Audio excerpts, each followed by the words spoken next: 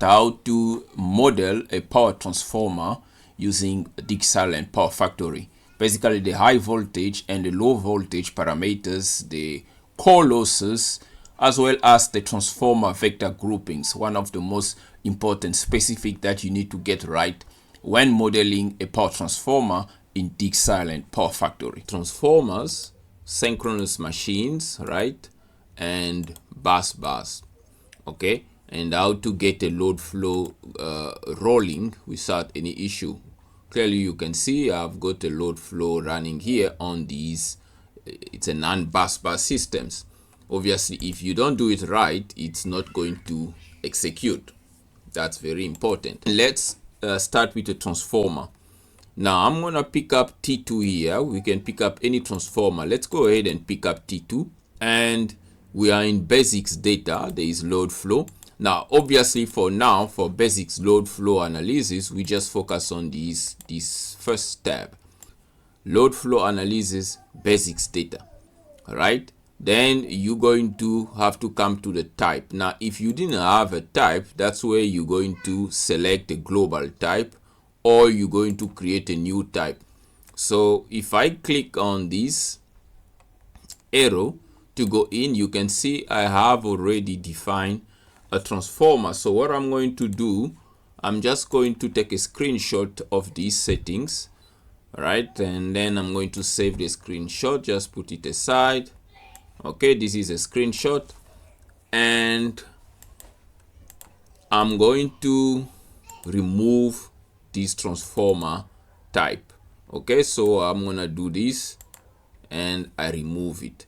Now the transformer does not have any type anymore. So if I save, right, and then I execute, and you know it's not going to work. The transformer type have been removed, and if we look at the output here, it is exactly telling us that the T2 element, TR2, which is a transformer element, does not have a type. Okay, so that's easy to fix. So we're going to go back in there. As I said, you can either select a global transformer. You can see there are predefined transformer here. Okay, so if I pick up this transformer, now this particular transformer, there is a series of 10 kilovolt one, and these are series of 20 kilovolt step down, but you can see it's 20 high voltage side, and then there is a 0.4 or 400 volt low voltage side. Now if I select this transformer, it's going to have an issue with my network. Let's for demonstration sake, let's select it. So we've got a 20 kilovolt on a high voltage and 0.4 on the low voltage side.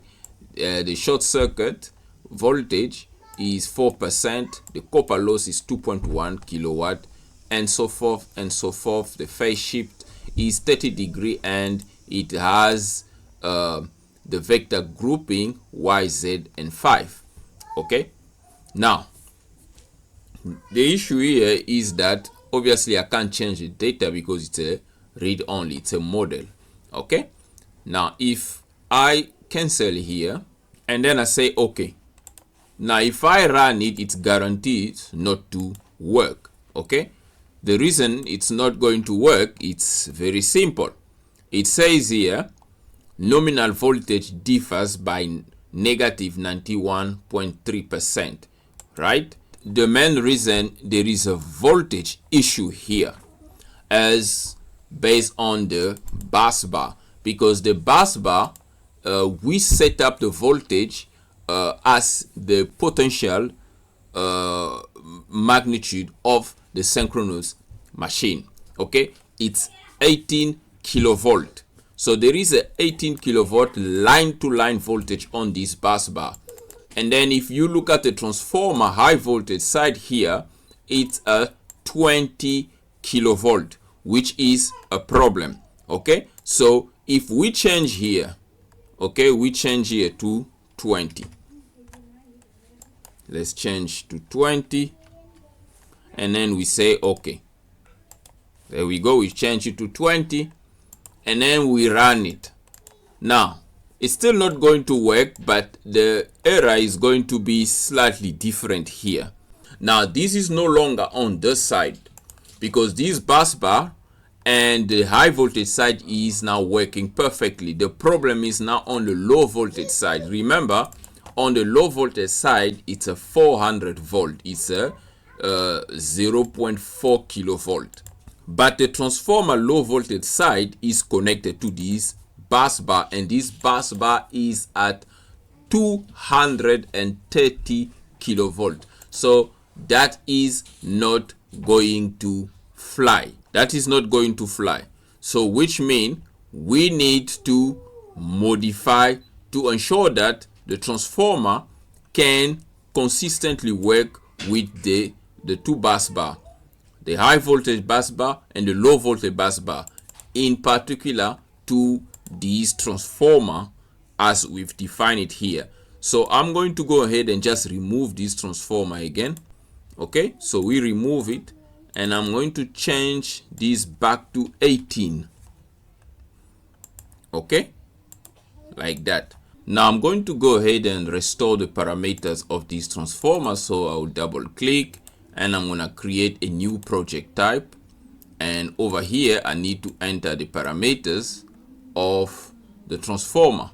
Now here is the data that I captured. Okay, so we've got a 300 MVA, 230 kilovolt, 13.8 on the low voltage side. So I'm going to go ahead and add 300, 50 Hertz nominal frequency. The high voltage side is 230 kilovolt. The low voltage side is 13.8. And what are other parameters? That is a short circuit percentage, that is 8.6, and the zero sequence impedances. Now these particular parameters are important if you are running short circuit studies for transformers, because you want to know how your transformer is going to behave when there is a short circuit, and you need the correct parameters. Now these parameters are found on the transformer nameplate.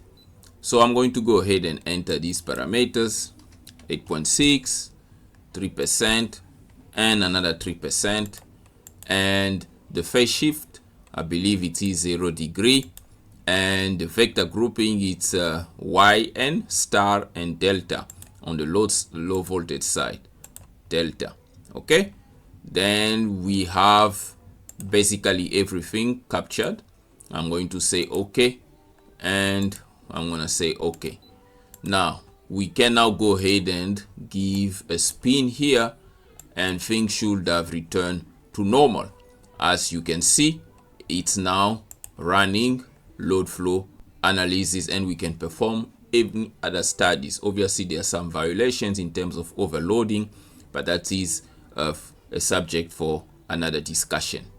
So that's basically how you configure a transformer. So the key things is, when you're busy with the high voltage and low voltage parameters, you have to match the high voltage and low voltage side with the bus bar. Now depending on your bus bar arrangement, obviously inside here you can flip, it's over here, you can flip the connection. If I flip the connections, basically I've made the parameters of the high voltage side to be connected on the other side, the low voltage side on the other side. So it's basically equate. As you can see, it's actually seeing that there is inconsistency in the voltage, because what I've done, I've flipped this transformer. So by flipping it, I've now created a mismatch between the secondary and the primary in terms of linking with the bus bar. So that is a problem, so it won't work. Okay, so I have to click it again to reflip it back, and then I can say okay, and it should work. Okay, so that is one trick that you can sometimes use if you find yourself struggling with transformers.